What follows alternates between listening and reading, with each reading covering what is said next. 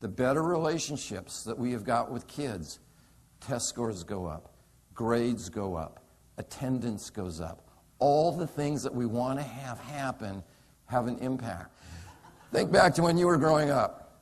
Did you have, I call him a star, a significant, trusted, adult resource in your life who was there for you? And I'm going to tell you about one of mine. And actually, it's the only one that I can, well, I had two, but I'm going to share with you one who is a teacher.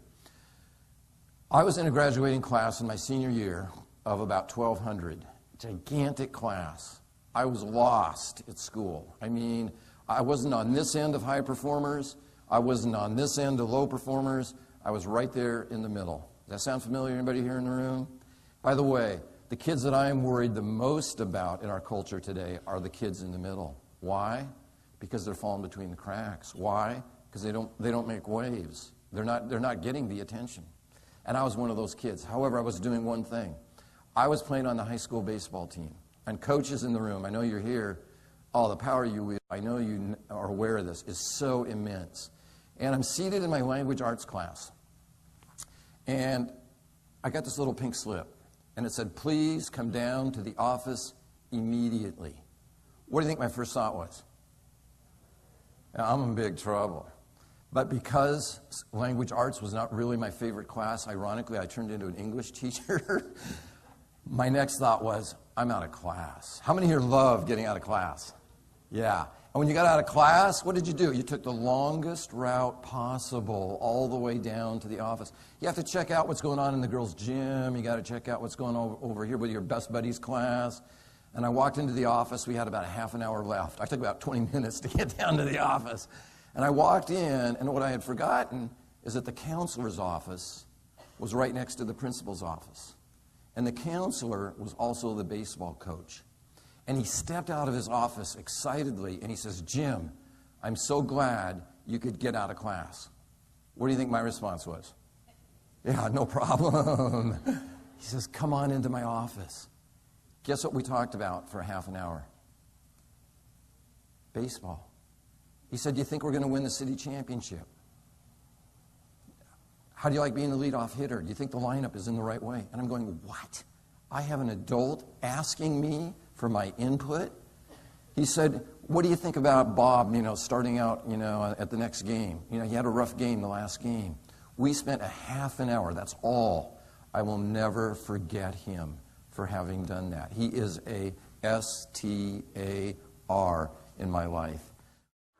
Those of you who are identified as being the wildest in the pair are our first speaker for this next activity. Those of you who are the unwildest are our listener for this activity. Listeners, this is your job. While the speaker is speaking, I want you to do one thing for sure. I want you to nod your head. Everybody try that out right now. Just do the head nod. Okay. I told my son who's in college, I said, Jeremy, when you're in your... He doesn't like his business class. So I said, when you're in your business class and you got your laptop open, what are you doing? And he says, I'm on Facebook. And I said, okay, if you're going to do that, I'm not going to change his behavior. I said, if you're going to do that, this is what I want you to do. Every 5 minutes, I want you to look up at the teacher and go, like that. It's a powerful nonverbal gesture. This is what I want you to do. You've got 2 minutes. And I want you to talk about the star in your life. I hope you had one. And listeners, I want you to do the nodding thing and ask questions. I'm the timekeeper. 2 minutes. Ready, begin. About how we have in the palm of our hand, literally, the most powerful underutilized group and energy force in the world, which is our kids. And they're going underutilized. Now, when I was in Texas, this is 5 years ago, I was talking to a Texas principal, and he said, you know what, our test scores were in the dumpster.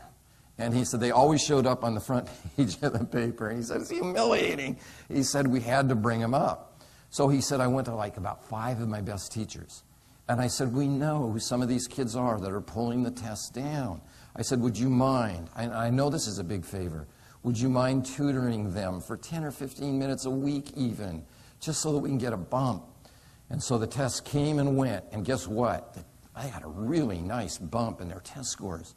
The principal went back to every one of these 5 teachers, and he said, I want to thank you so much for taking that time to tutor the kids.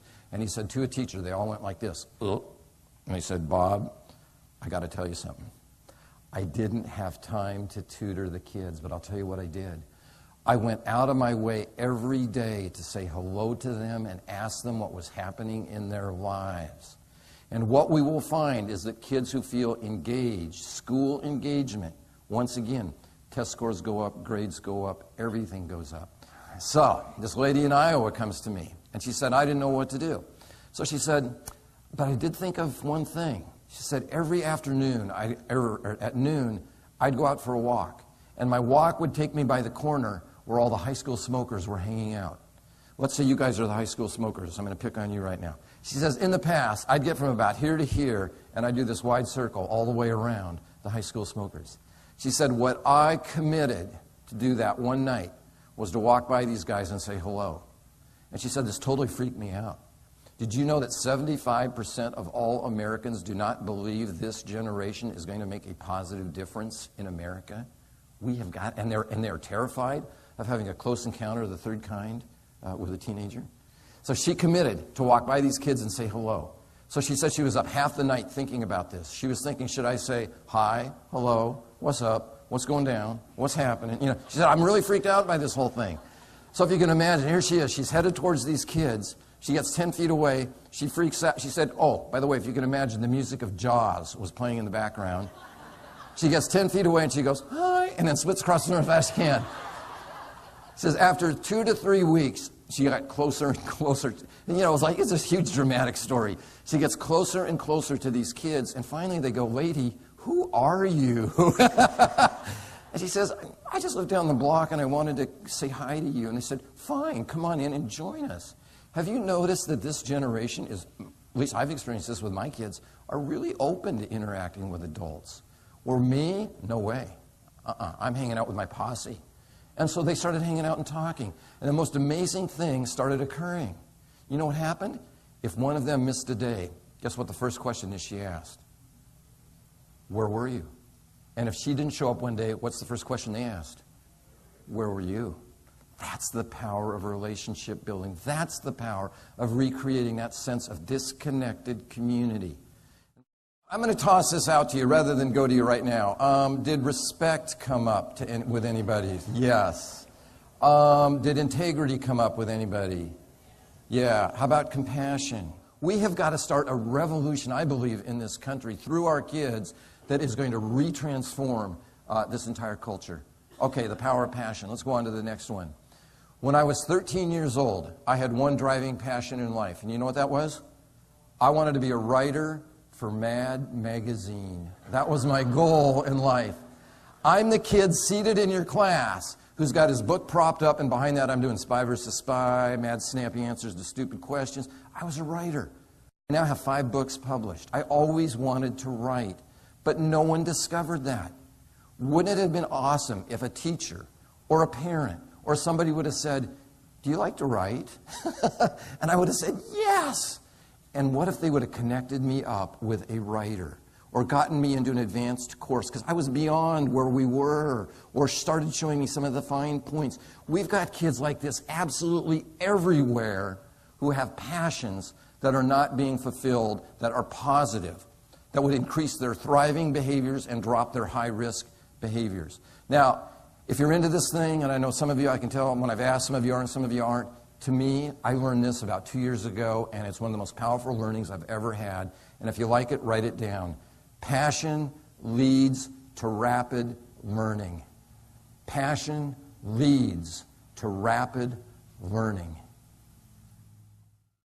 What would be a good way to find out what kids' passions are? Ask them and observe them. And if any of you here are Maria Montessori fans, that was her entire theory. You pull out from the kid what God has put in their heart, and then you allow them to work with that. You and I know that our kids have got hearts of gold, and the costumes that they wear really are meaningless to a great extent. And I'm not saying go to dangerous places, but I'm saying forget the costume, go to the heart of the matter. We need to stop focusing on everything that's going wrong and start focusing on everything that's going right. I had one teacher tell me, he said, you know what? My school had become so deficit-focused, I refused to go to the teacher lounge because everyone was reading the same book. And you know what that book was? It was called The Gripes of Wrath. He said everybody was in there complaining, I'm not getting paid enough, there's a kid, there's a parent, This is what I suggest you do. I used to do these problem-solving workshops where the very first thing that we would do is we would put chart paper up on the wall. We've got to start naming and claiming what's going well. This is the shift that's going on in the country.